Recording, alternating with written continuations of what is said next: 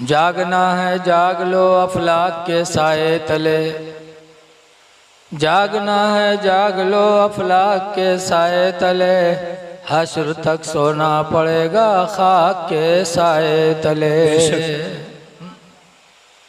दीनी बातों का सुनना सुनाना बहुत अल्लाह के रसूल को महबूब है। हुजूर सल्लल्लाहु अलैहि वसल्लम एक रात मस्जिद नबवी में तशरीफ़ ले गए, मदीने की मस्जिद में, तो देखा कि सहाबे किराम दो ग्रुप में बैठे। एक ग्रुप में लोग नफली नमाजें पढ़ रहे हैं और दूसरे ग्रुप में दीन की बातें आपस में कर रहे हैं और सुन रहे हैं। तो हुजूर गए तो किस ग्रुप में बैठे? रवायतों में है कि हुजूर सल्लल्लाहु अलैहि वसल्लम दीन की बातें करने वाले ग्रुप में हुजूर जाके बैठ गए और फरमाते बुइस्तु फीकुम मुअल्लिमा, ऐ लोगों मैं भी तुम्हारे बीच में दीन सिखाने वाला बना के भेजा गया हूँ। तो ये महफिल मेरे नबी को बहुत पसंद है, इसलिए लोगों अपने नसीब पे नाज करो कि अल्लाह ने हमसे आपसे ये काम ले लिया। सबसे बड़ी दौलत है इसके रसूल। किसी कहने वाले ने कहा है, इश्क़ नबी ने दिल को मेरे दिल बना दिया, इश्क़ नबी ने दिल को मेरे दिल बना दिया, और महशर में मुँह दिखाने के काबिल बना दिया, महशर में मुँह दिखाने के काबिल बना दिया। और आए न थे हुजूर मगर उनका चर्चा था, आए न थे हुजूर मगर उनका चर्चा था, यसरब को मुस्तफ़ा ने मदीना बना दिया, यसरब को मुस्तफ़ा ने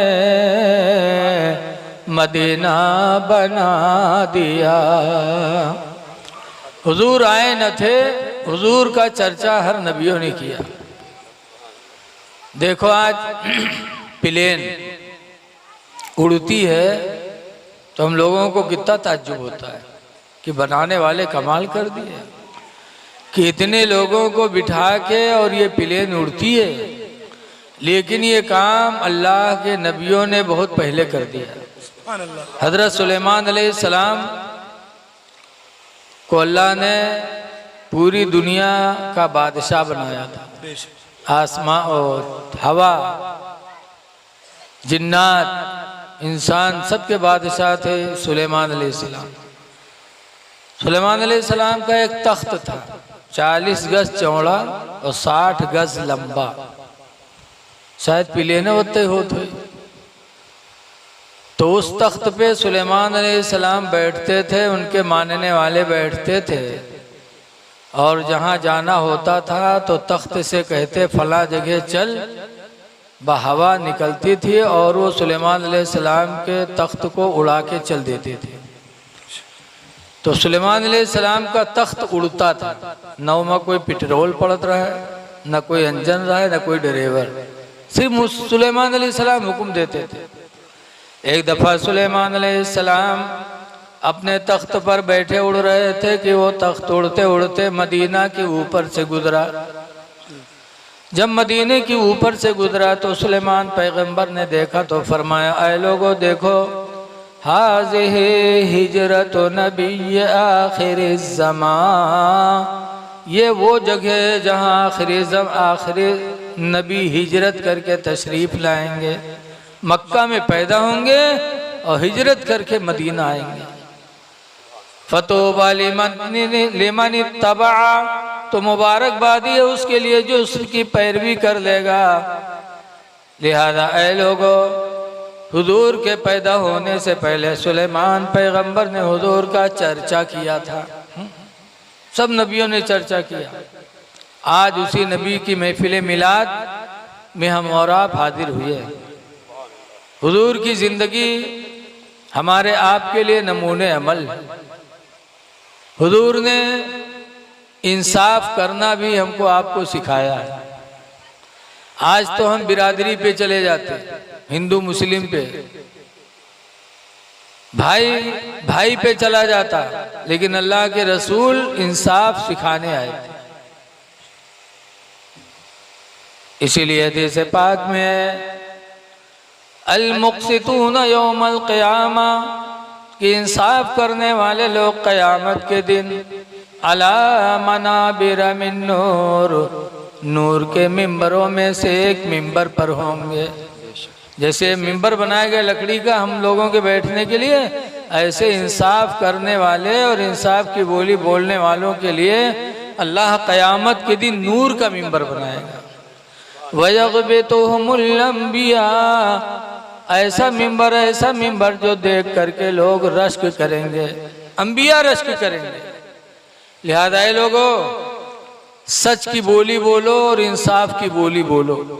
अल्लाह के रसूल इंसाफ सिखाने आए थे, लेकिन आज हम और आप थोड़े थोड़े फायदे के लिए झुक जाते हैं। इंसाफ करो। हुजूर के ज़माने में बनी हाशिम ख़ानदान की एक औरत ने चोरी किया और चोरी में पकड़ ली गई, और चोरी का हुक्म है कि चोरी करने वाले के हाथ को काटा जाए। जब उस औरत के हाथ काटने की बारी आए तो लोग हज़रत उसामा बिन ज़ैद को हुजूर के पास सिफारिश के लिए भेजा कि जाके हुजूर से सिफारिश कर दो कि ख़ानदान की औरत है उसका हाथ न काटे, वरना क़यामत तक ख़ानदान बदनाम हो जाएगा। इसलिए कि चोर की सज़ा है हाथ काटना। अल्लाह कुरान में फरमाता सारिक़ो व सारिक़तो, चोरी करने वाला मर्द, चोरी करने वाली औरत, फ़क़्तु अयदियहुमा, अल्लाह फरमाता उन दोनों के हाथों को काट दो। तो जब काटने की बारी आई तो उसामा बिन ज़ैद को सिफारिश के लिए लोगों ने भेजा कि जाके कह दो आपके ख़ानदान की औरत है, हाथ न काटे वरना क़यामत तक ख़ानदान बदनाम होगा। तो हुजूर की बारगाह में जब उसामा बिन ज़ैद आए, उसामा कौन थे? ये हुजूर के एक गुलाम थे ज़ैद के लड़के थे उसामा। सरकार ने क्या इंसाफ किया कि अपने नवासे हुसैन को कभी अपने कंधे पे बिठाते थे और अपने गुलाम ज़ैद बिन हारिसा के लड़के उसामा बिन ज़ैद का हाथ पकड़ के चलते थे, और कभी उसामा बिन ज़ैद को अपने कंधे पे बिठाते थे और हुसैन को पैदल हाथ पकड़ के चलाते थे। दुनिया को मेरे नबी ने दिखा दिया कि मेरे नज़दीक अपना और पराया नहीं है। जो अपने बेटे की मोहब्बत है वैसे गुलाम के बेटे की भी मोहब्बत मेरे दिलों में। सुभान अल्लाह। वो ज़ैद के लड़के उसामा बिन ज़ैद सिफारिश के लिए आए, लेकिन इस्लाम के खिलाफ उनकी सिफारिश थी। इसलिए हुजूर नाराज हुए, इरशाद फरमाते तस्फो फी हद्दिम मिन हुदूदिल्लाह, है उसामा तुम अल्लाह की सजा के बारे में सिफारिश करने आए हो। वल्लाहि लौ सरक़त फातिमतु बिन्ती मोहम्मद, है उसामा सुन लो, खुदा की कसम अगर मेरी बेटी फातिमा चोरी की होती लक़ता मुहम्मदुन यदहा, तो यकीनन मोहम्मद उसके हाथों को काट डालता। अपनी बेटी फातिमा का हाथ काटता, तुम खानदान की सिफारिश करने आए हो। अल्लाह के रसूल ने उसका हाथ कटवा करके कौम को ये तालीम दे दी कि लोगों इंसाफ जरूरी है। अगर कोई गलती किया है तो चाहे अपना हो चाहे पराया हो, जो सजा है वो सब पर। मेरे नबी इंसाफ सिखाने आए थे, मेरे नबी रहमत भी सिखाने आए थे। अल्लाह ने उन्हें रहमतुल्लिल आलमीन ही बना के भेजा था, सारे आलम के लिए रहमत। और मेरे नबी कैसे रहमत थे? हातिम ताई बहुत सखी इंसान गुजरा है, उसकी लड़की थी। हातिम ताई को हुजूर का ज़माना मिला नहीं, हातिम ताई की लड़की थी और हातिम ताई का एक लड़का था आदि। इस्लाम का ज़माना आया तो ये दोनों मेरे पैगंबर के दुश्मन हो गए, और इतने बड़े दुश्मन हुए कि हुजूर से लड़ने के लिए मैदान जंग में आ गए दोनों कुफ्फार के साथ। अल्लाह ताला ने मेरे नबी की मदद फरमाई, उस जंग में हुजूर को अल्लाह ने कामयाबी अता फरमाई। तो बहुत से लोग पकड़े गए, उसी में हातिम ताई की लड़की भी पकड़ी गई। और हातिम ताई का लड़का अदी वो भाग लिया और भाग कर कहाँ गया? मुल्के शाम। हातिम ताई की लड़की जब पकड़कर मदीना ले जाई गई तो हातिम ताई की लड़की ने कहा, मोहम्मद सल्लल्लाहु अलैहि वसल्लम आप रहम दिल हैं, मेरे ऊपर रहम कर दो, मैं यतीम हूँ, मेरे बाप न रहे कि मेरा सहारा बने। मेरी ज़िंदगी का सहारा मेरा एक भाई अदी था, वो भी साथ छोड़कर मुल्क शाम चला गया। ऐ मोहम्मद मेरे ऊपर रहम करो। हुजूर सल्लल्लाहु अलैहि वसल्लम का रहम करम देखो, ये नहीं देखा कि जंग में मुझसे लड़ने आई थी, बल्कि मेरे नबी ने ऐसा रहम जाहिर किया कि हातिम ताई की लड़की को छोड़ दिया। और जब छोड़ा जाने लगी तो मेरे नबी फरमाते हैं कि कोई सवारी है कि पैदल जाओगे? हातिम ताई की लड़की कहती है कोई सवारी नहीं। तो हुजूर ने हातिम ताई की लड़की को घर जाने के लिए एक ऊँटनी भी अता फरमा दिया, ले जाओ। और जब उठने पे चली तो सरकार ने मालो दौलत भी एक थैले में भर के दिया, कहा जाए इससे तुम अपनी जिंदगी गुजार लेना, तुम्हारे बाप का साया न रहा, तुम्हारा भाई साथ छोड़ चुका है, ये तुम्हारे लिए। तब हातिम ताई की लड़की की आंखों में आंसू आए, कहने लगे मोहम्मद मैं जिंदगी भर तुम्हारी दुश्मनी की, तुमसे लड़ने मैदान जंग में आई, लेकिन तुम मेरे ऊपर गालिब आ गए। तो तुम्हारे रहम करम का आलम की चलने के लिए ऊँटनी दिया, जिंदगी गुजारने के लिए मालो दौलत की थैली दी। ऐ मोहम्मद तुम्हारे रहम करम देखकर मुझे यकीन हो गया कि तुम कोई आम इंसान नहीं हो, बल्कि तुम कोई अल्लाह के सच्चे बंदे उसके रसूल हो। तो हातिम ताई की लड़की मेरे नबी की रहमत को देखी तो कलमा पढ़ी, ला इलाहा इल्लल्लाह मुहम्मदुर रसूलुल्लाह। हातिम ताई की लड़की कलमा पढ़ कर के मुसलमान हो गई। ये मेरे नबी की रहमत थी। उन्होंने हिंदू मुस्लिम नहीं देखा, बल्कि जिसको देखा परेशान तो हुजूर ने उसकी मदद की। यही हाल हमारे बुजुर्गों का है। कूफा में हमारे तुम्हारे इमाम रहते थे, इमाम आजम अबू हनीफा। आज हम सब हनफी हैं। इमाम आजम के पड़ोस में एक यहूदी था जो इमाम आजम को तकलीफ दिया करता था, आए दिन परेशान करता था। इमाम आजम कुछ नहीं बोलते थे। कुछ दिनों के बाद इमाम आजम ने एक हफ्ता उस यहूदी को नहीं देखा, तो लोगों से पूछा कि यार मेरा पड़ोसी यहूदी नहीं दिखाई पड़ रहा है। तो लोगों ने कहा आपको नहीं पता है, बड़ा बदमाश था, जेल चला गया, दरोगा ने जेल में डाल दिया। हम लोग होते तो खुश होते थे, परेशान करता था, जेल चला गया, अच्छा हुआ।